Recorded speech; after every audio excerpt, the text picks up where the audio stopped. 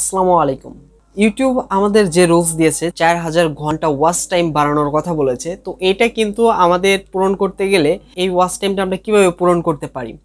মানুষকে যদি আমরা আমাদের ভিডিওতে ধরে রাখতে চাই, তাহলে আমরা যে থাম্বনেল যেটা দিব সেই থাম্বনেল অনুসারে আমাদের ভিডিও মেক করতে হবে এবং সেই ভিডিওতে মানুষকে ধরে রাখার মতো কাজ দেখাতে হবে এবং সেই কাজটা শিখে, যদি সে আমার ওই কাজটি শিখে তাহলেই কিন্তু সে সাজেস্ট করবে অন্য আরেকজনকে যে অমুকের ভিডিওটা, অমুক চ্যানেলের ভিডিও, অমুকের ভিডিও দেখেছি, তার ভিডিওটি দেখে আমার ভালো লেগেছে বিধায় আমি সেই অনুসারে কাজ করছি, তুই চাইলে তুইও দেখতে পারিস।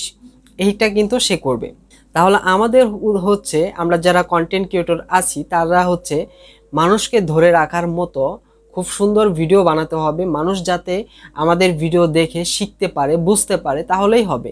আর অবশ্যই আমাদের ভিডিওগুলো লং টাইমের ভিডিও হতে হবে, কারণ লং টাইমের ভিডিওতে ভালো কিছুই শিখাতে হবে। যে টপিক্সের কথা বলবো সেই টপিক্স সম্পর্কে আগে ভালোভাবে রিসার্চ করে তারপরে সেই টপিক্স অনুসারে যদি আমরা লেকচার দেওয়া শুরু করি, তাহলেই হচ্ছে সেই লেকচারের মাধ্যমে যদি আমরা একটা জিনিস ফুটিয়ে তুলতে পারি খুব সুন্দরভাবে, তাহলে সেই মানুষ কিন্তু সেই ভিডিওটি মনোযোগ সহকারে দেখবে। মানুষ যদি আমাদের ভিডিও ফুল টাইম দেখে তাহলেই হচ্ছে আমাদের ওয়াচ টাইমটা বেড়ে যাবে।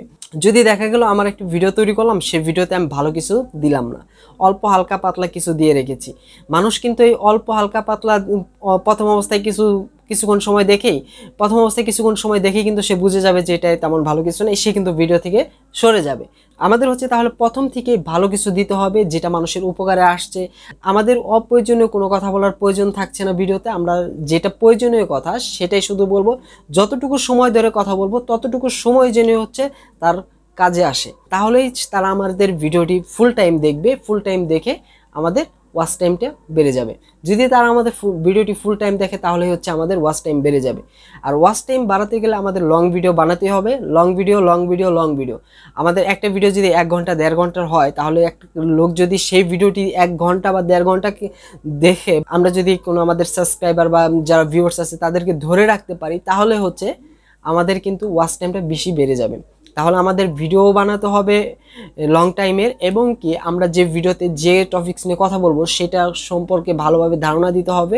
ভিউয়ার্স জানি বুঝতে পারে যে আমি কি বলতে চাচ্ছি, সেটা জানি তার কাছে ভালো লাগে, তার কাছে ভালো লাগলে সে সম্পূর্ণ ভিডিওটি দেখবে, আর সম্পূর্ণ ভিডিওটি দেখলেই ওয়াচ টাইমটা বেড়ে যাবে। আমাদের আমরা বিভিন্নভাবে নিয়েও আসতে পারি, যেমন বুস্টের মাধ্যমে।